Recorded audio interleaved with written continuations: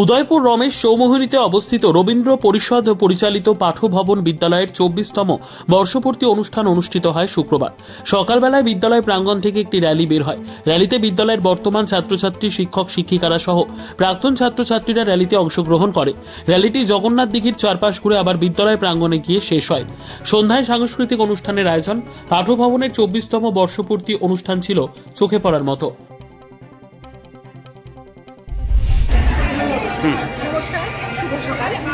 আজ 2025 সালে ৩রা জানুয়ারি, 2002 সালে 1লা জানুয়ারি পাঠভবন তার যাত্রা শুরু করেছিল। আমরা এবার পাঠভবনের 24তম প্রতিষ্ঠা দিবস পালন করেছি। সকালে বাচ্চাদের নিয়ে বর্ণাঢ্য শোভাযাত্রা হয়েছে। সেখানে নার্সারি থেকে ক্লাস 5 সব ছাত্রছাত্রীরা বিভিন্ন পোশাকে সজ্জিত হয়ে জগন্নাথ দিঘির 4 পাক পরিক্রমা করে আমরা স্কুলে এসে উপনীত হয়েছি।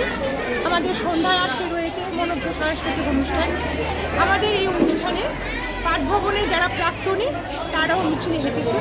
যারা পাঠভবন থেকে শিক্ষকতা করে আজ অন্যান্য জায়গায় বিভিন্ন কাজে নিযুক্ত আছেন, সেই সমস্ত প্রাক্তন শিক্ষক শিক্ষিকাও এসেছিলেন আমাদের কমিটির মেম্বার্সরা, এসেছিলেন আমাদের স্কুল পরিচালন কমিটির প্রেসিডেন্ট শ্রদ্ধেয় শীতলচন্দ্র মজুমদার, ছিল সুমিত দত্ত আমাদের পরিচালন কমিটির সেক্রেটারি, রবীন্দ্র পরিষদের সেক্রেটারি ছিল সুমিত দত্ত, ছিলেন আমাদের রেখা ম্যাডাম, আমাদের উপদেষ্টা কমিটির মাননীয়। নিজস্ব প্রতিনিধির রিপোর্ট, দুরন্ত টিভি।